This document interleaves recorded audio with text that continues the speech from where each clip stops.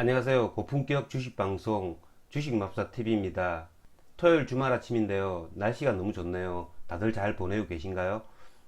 5월 21일 금요일 종목 리뷰 및 다음 주 관심 종목에 대해서 한번 알아보겠습니다. 지난 금요일 날 미국 나스닥이 1.77% 상승 마감했습니다. 하지만 오늘 미국 나스닥 같은 경우에는 20일 이동평균선 이 저항을 막고 0.48% 하락 마감했습니다. 전일 마감한 우리나라 장, 미국 장이 이렇게 1.77% 상승 마감했음에도 불구하고 하락이 나왔죠. 0.19% 하락이 나왔고요. 코스닥도 0.57% 하락이 나왔습니다. 이렇게 윗꼬리가 달린 음봉으로 마감을 했고요. 장이 그다지 크게 강하지 않은 모습을 보이고 있습니다. 자, 그러면 종목 하나하나 보시면서 말씀을 드리겠습니다. 자, 첫 번째 종목 SK 하이닉스입니다. 제가 지난 목요일날 방송에서 말씀드린 것처럼 이런 대형 우량주들 같은 경우에는 굉장히 예측대로 움직입니다. 이렇게 20일 이동 평균선 12만 5천원 부분에 오니까 이렇게 매물대를 맞는 거죠. 중한때 12만 5,500원 2.45%까지 상승을 했다가 이렇게 매물대를 맞고 밀리는 모습, 그러니까 보합으로 마감을 했습니다. 12만 5천원 이 매물대를 다음 주에라도 어떻게 뚫고 올라오는지, 그리고 지금 현재는 이게 추세 하향의 그래프죠. 얘가 다시 우상향의 그래프를 만들기까지는 제법 많은 시간이 소요될 것 같은 생각이 듭니다.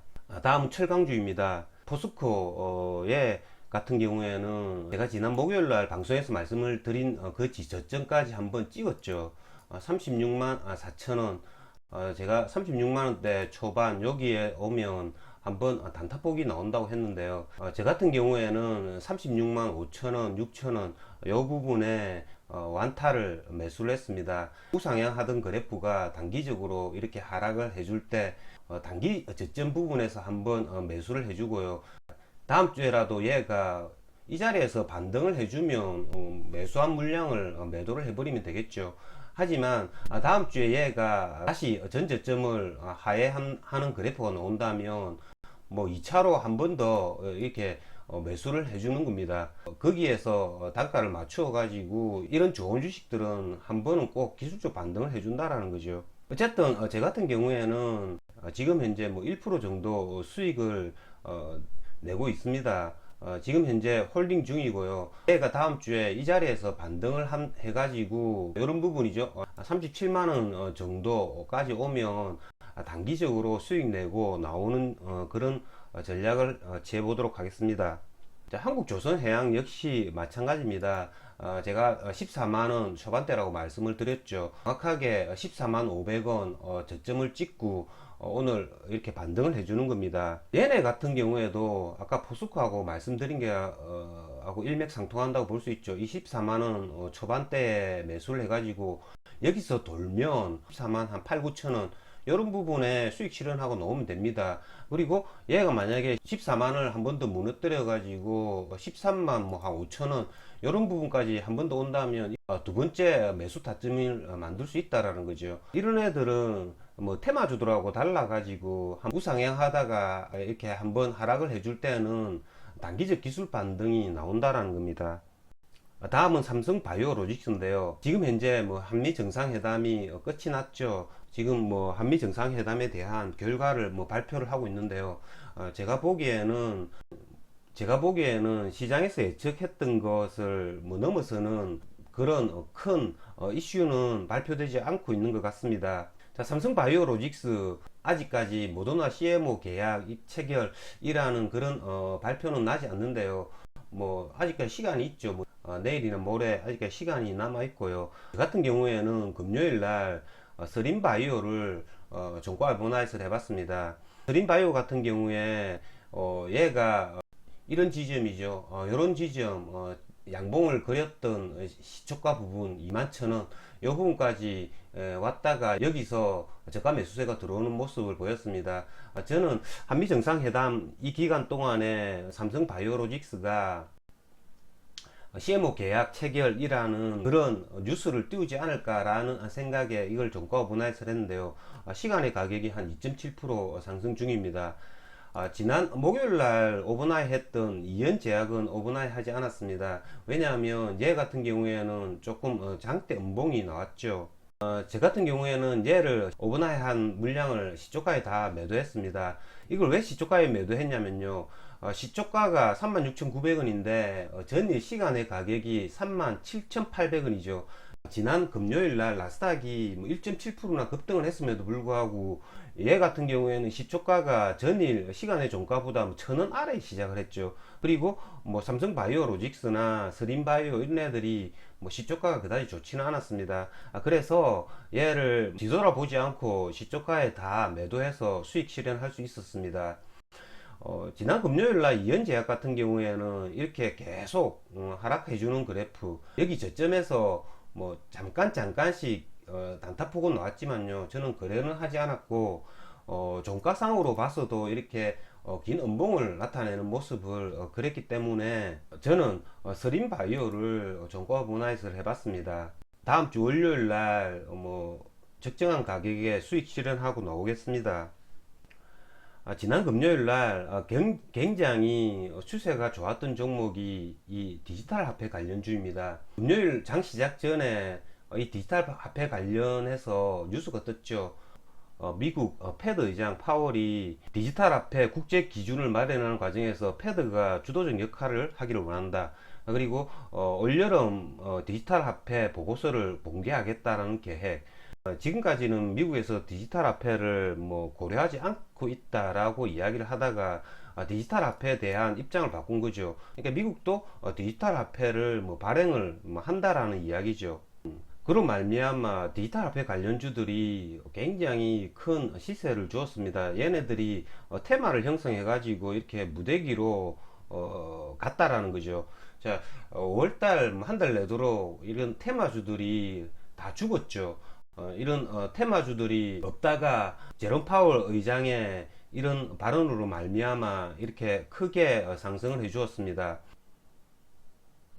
아침에 대장은 KCT였죠. 시초가 7% 이렇게 갭을 띄었다가 하락하는 모습을 나타냈다가 얘가 시초가를 뚫어주는 이런 이런 모습이 나왔습니다. 그 다음부터는 10% 내외에서 이렇게 옆으로 기고 있었던 모습을 나타냈죠. 그러다가 갑자기 KCS가 오후 2시쯤에 거래량을 터뜨리면서 이렇게 갑자기 상승해주는 모습, 이런 모습이 나왔고요. 이렇게 5분 이동 평균선을 따라서 거래량을 터뜨리면서 이렇게 계속 상승해주는 모습, 테마주들이 무대기로 갈 때는 1등을 거래하라고 제가 말씀을 드렸습니다. 제 같은 경우에는 오후에 KCS를 계속 거래를 해 주었고요. 오후라서 제가 들어가는 물량의 반을 사고 팔고 하는 그런 전략을 취했습니다. 얘네가 오후에 너무 강력한 모습을 보여가지고 9,500원, 그러니까 한 25% 정도 올라오는 요 순간에 매수를 했습니다. 얘가 상한가를 붙일 수 있겠다라는 생각이 들어가지고 9,500원에 매수를 했고요. 여기서 얘가 지금 현재 상한가 오버나잇 중입니다. 그 시간에 1등이 상한가를 붙으니까 2등 이런 애들 거래하기 굉장히 좋았죠. 이런 1,300원 요 부분 전고점을 돌파해 주는 부분, 요 부분에서는 충분히 단타를 쳐서 수익을 낼 수 있는 구간이었지 않나라는 생각이 듭니다. 자, 디지털 화폐 관련주들은 뭐 KCS나 뭐 KCT 얘네들 종가상으로 신고가를 갱신해 주는 모습을 지금 보이고 있죠. 미국 패드가 디지털 화폐 보고서를 뭐 8월 달에 공개한다고 했으니까 요건 조금 멀죠. 다음 주 월요일 날 한국은행에서 중앙은행 디지털 화폐 모의 실험 연구 용역 사업자 선정을 위한 뭐 입찰 공고를 띄우고요. 다음 주 목요일 날 금융통화위원회 본회의가 있습니다. 여기에서 디지털 화폐에 대한 뭐 이야기가 뭐 넣을 수도 있고요. 월요일 날뭐 입찰 공고가 떴으니까 뭐 이런 뉴스가 있죠. 네이버 카카오가 디지털 화폐 사업 소식, 네이버와 카카오가 디지털 화폐 모의 시험에 참여한다는 소식. 그러니까 이런 입찰 공고가 뜨고 나서 거기에 네이버와 카카오가 과연 입찰을 할지, 어느 회사가 낙찰이 될지 계속 뉴스가 뜰 수 있다라는 거죠. 다음 주에도 이런 디지털 화폐 관련주들은 뭐 5월, 6월 계속 이슈가 될 수 있다라는 겁니다. 그렇기 때문에 얘네들 같은 경우에는 단기적으로 여기서 뭐 끝날 것 같지는 않습니다. 그렇기 때문에 눈여겨 보셨다가 트레이닝 차원에서 거래를 해주면 될 것 같습니다. 한미 정상회담이 열리기 전까지 원전에 대한 이야기는 장에 노출이 되지 않았죠. 반도체, 백신, 북핵 그런 것들에 장이 굉장히 포커스가 맞춰져 있었죠. 하지만 장 마감 후에 원전 관련 논의도 한다라는 뉴스로 인해서 원전 관련주죠. BHI가 시간에 상한가를 갔고요. 한전기술 같은 경우에는 뭐 3% 상승을 나타냈습니다. 자, 한전기술 같은 경우에는 그래프를 보시면 이 재료를 과연 누군가는 알고 있지 않았는가라는 강력한 의심이 들고요. BHI 같은 경우에는 한미 정상회담이 있기 전날 뭐 하루 이틀 동안은 상승을 해주었지만, 하지만 얘네들 같은 경우에는 뭐 이게 후속적인 뉴스가 뭐 원전 관련해서 뉴스가 계속 생산될 수 있을지 그거는 조금 회의적인 생각이 듭니다. 그래서 월요일에 원전 관련주들은 거래를 하고 싶지는 않습니다. 다음 주 같은 경우 5월 마지막 주인데요. 여러분들 잘 거래하셔서 좋은 성과 있으시길 기원 드리겠습니다. 이상으로 주식마법사TV를 마치겠습니다. 제 영상이 도움이 되셨다면 좋아요, 구독, 알림 버튼 부탁드립니다. 끝까지 시청하신 분들에게는 보유 종목이 급등할 수 있게끔 마법을 걸어드리겠습니다. 윙가르디움 레비오사 감사합니다.